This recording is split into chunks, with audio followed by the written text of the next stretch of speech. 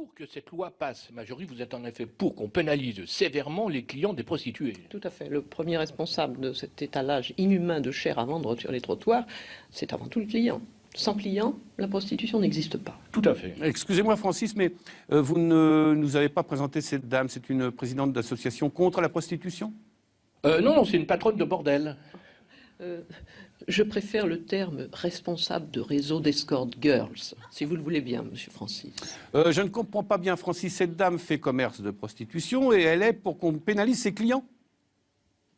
Non, allons, Jules-Édouard, confondre les clients des putes des rues avec les grands de ce monde qui font des rencontres tarifées dans les hôtels de luxe, c'est un peu confondre mousseux et champagne millésimé. Mais enfin, ça ne change pas la donne. Les clients de cette dame risquent tout autant les amendes si la loi passe.